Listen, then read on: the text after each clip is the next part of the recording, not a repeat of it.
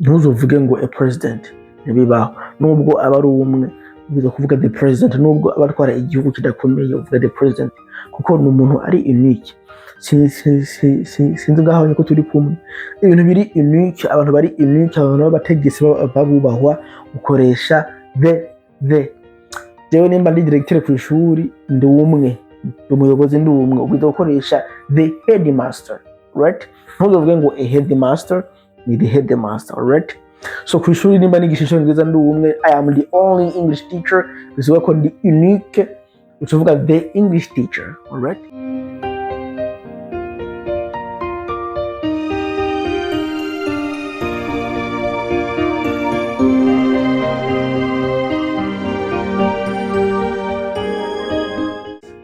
Are you fine? So let me guess that you are really very fine. So everything is okay and I'm doing very well, alright? So without delaying, so let's jump for today's lesson. So today's lesson is what we call articles. So in short, you can ask yourself, what is article? And this is the first question that I'm going to ask you. Then karibu cyane kuyishene ubwa mbere mashobora kwibaza niki article. Ask yourself what is article. You can ask yourself what is article. So the article is one among the part of the speech that help us to differentiate the plural and the singular of the nouns. This is the first use of article, right? So the second use of articles help us to specify something in a sentence, which means to specify something in the sentence. This is the two used of articles. First, show us the plural and the singular, and secondly, specify something in the sentence. So this is how we use article. I hope that you and we are together, all right? So if you already know the meaning of article, so let's see how the article can be used in the sentence. So normally we have three articles. So we have three articles. We have a, n, and they. We have a, n, and they. So a and n are what we call indefinite article indefinite, all right? So this is what we call definite article definite, all right? So these two groups of indefinite and definite articles, this is what we call article, all right? So how do we use articles in the sentence? Gute dukoresha amarticle muri phrase. It's very easy, it's very simple. Biyoroshe kandi ntibigoye, all right? So first, we use articles. I'm going to show you this example. So please look here, this example. This is the example, alright? So I'm going to show you. So article ugambere zikoresha mu buryo bubiri. The first, uri kwerekana plural canke singular, alright? This is the first use. Secondly, you are specifying, alright? Which means you have to specify something in the sentence. I'm going to come back on this issue at the end, alright? So first, look here, we have one village, right? Village. We have one village. There we have a village. There we have the villages. Do you see here? This is the plural. Every day, if your noun is in the plural, you have to use articles, all right? You have to use the villages, all right? So there we have a village, all right? So a village. So there we have one egg, an egg, and the eggs. Do you see here? Eggs and the villages are in the plural. So that's why we use the, right? So there we have a village and an village. We use a every day with a noun which starts with a consonant. Every day when a noun starts with a vowel, so you have to use n. A village and egg. A village and egg, all right? So let's keep on. We have two groups of nouns. So we have what we call general nouns, and we have what we call specific nouns. General nouns, specific nouns, all right? So what is general nouns? What is a specific noun? So let me start with general noun. One among many, or we don't know which one, or we can't see it. So there we use an, all right? So the specific nouns, we know which one, we can see it. A certain one, we know which one, we can see it. All right, are we together? So this is the difference which exists, general nouns and the specific nouns. All right, so there we use the, all right, we use the on specific nouns. So let me use a little bit Kirundi to translate it perfectly. So specific nouns ni no ziba ziri specifiye, affect ni no ziba ziri specifique mukina affect muba muko murakoresha ibintu biri specific, ikintu kiri specifiye muri phrase cyangwa kizwi. Alright, hanyuma general nouns ni ikintu kitaba kiri specific, kitaba kiri specifiye kandi hazwi muri discussion yanyu. Niyo difference iri hagati ya general nouns and specific nouns. Alright, so I can give you examples so that you can understand it perfectly. Can I make an example kugira ngo mubitahure neza? Alright, so there we have example. We have, do you need a pen? A pen. Urakeneye ikaramu. Do you need a pen? So there we have a pen. So alright, so let's see the following example. Reka turabe example ikurikira. Can you use the blue pen or the red pen? Woshobora gukoresha ikaramu itukura canke y'ubururu. Alright, so aha ingize phrase zibiri rero niho ngira ndabeka difference iri hagati ya specific and the general nouns. Alright, so a pen ni general nouns kuko iyo karamu ntituzi iyo ariyo, ntabwo iyo karamu iri specific muco kiyago. Mugabo ngaha urabona yuko you can use the blue pen or the red pen. So blue pen ni specific, umva ni karamu iri specific, blue pen. Right? Red pen.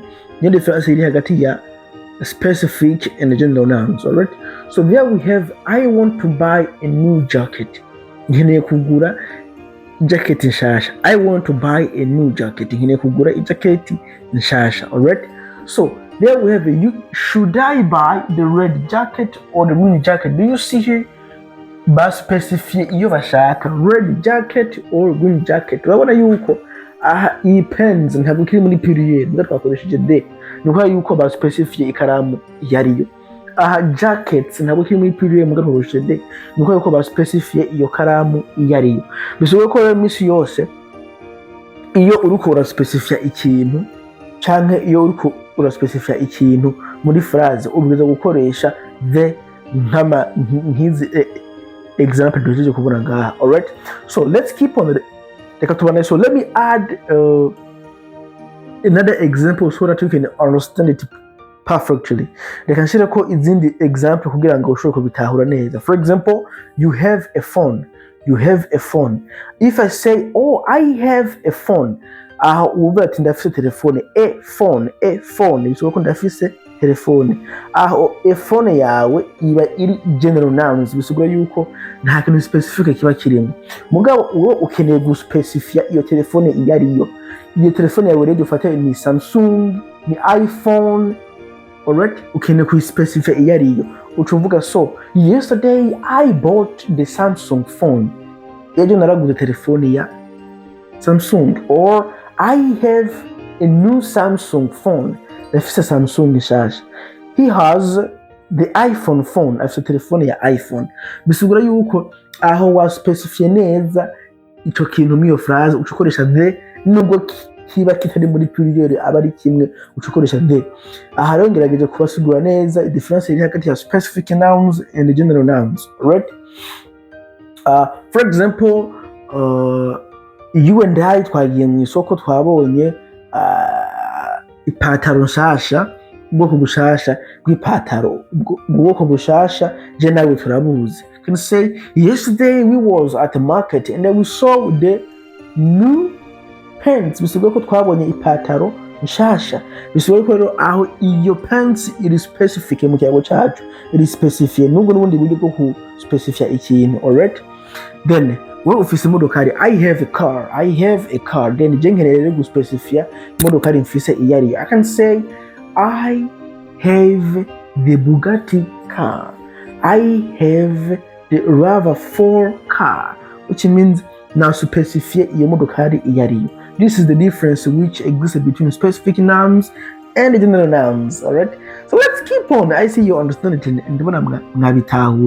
let's keep on. All right, so there we have the following example here.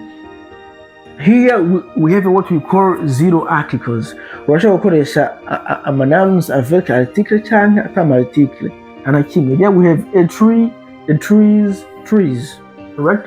A cat, the cats. There is no problem over there, all right? So there we have I want a cookie, the sunset is. Ibiramo kubisugura reka mbanze nje ngahanya kugira ngo tutabone neza. Hariho ikindi kintu cyanyuma ngiye mpereze ko kugira ngo iki kigo kibe très clair kandi kibe clarifié neza. Iyo turakoresha is article hariho ibintu biba biri unique, something which is unique, kandi ugasanga ibyo bintu ntahandi hantu biri. Dufate izuba, ukwezi, ikiyaga Tanganyika, ibahari Indiana, alright. Ibyo bintu biba biri unique. Afrika, Uburayi, Aziya, ibyo bintu biba biri unique. Ibyo rero byose ukoresha the, automatically ukoresha article the, kuko nta kindi kintu gihari bisa, alright. Ikindi kintu abategetsi ntuzovuge ngo a president, bibaho nubwo aba ari umwe ubuza kuvuga the president, nubwo abatwara igihugu kidakomeye uvuga the president, kuko ni umuntu ari unique. Sinzi ngaho ko turi kumwe. Ibintu biri unique, abantu bari unique, abantu b'abategetsi babubahwa ukoresha the. Jewe nimba ndi directeur ku ishuri ndi umwe, umuyobozi ndi umwe, ugiye gukoresha the headmaster, right? Ntuzovuge ngo a headmaster, ni the headmaster, right?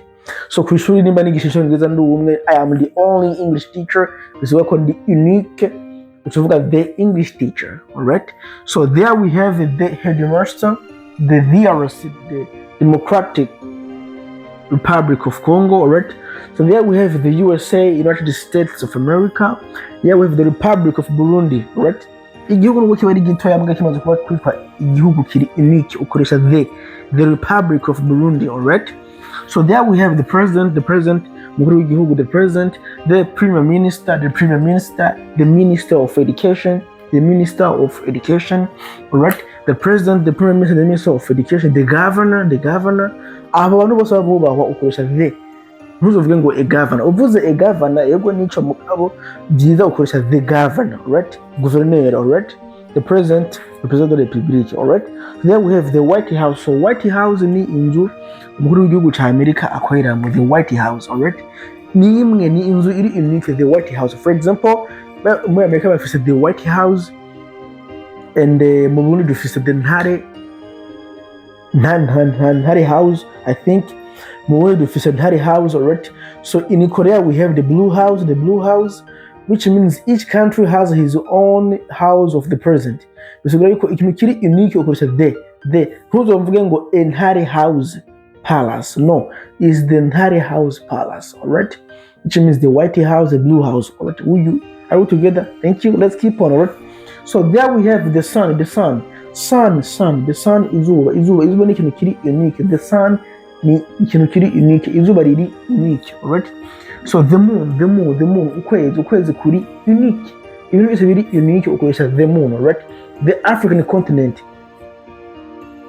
continent africain, the African continent, the Asian continent, the American continent, the European continent. Over there we use the Rusizi River, the Tanganyika Lake. We use N, the Kilimanjaro Mountain, the Heha Mountain. Very easy. Even use a really unique operation there, alright? So there we have what we call bonus tip at the end, the bonus tip. So the bonus tip here, hariho ikintu bita na amanouns ari irregular bivanye n'ukuntu asounding. You. Aho ni urudome ngahanyu rusoundinga nka you. Niyo mpamvu uvuga a university. Ushobora kumbaza ngahanyu kwereka hatakoze the. Uvuze a university, iyo kaminuza ntiba iri specific.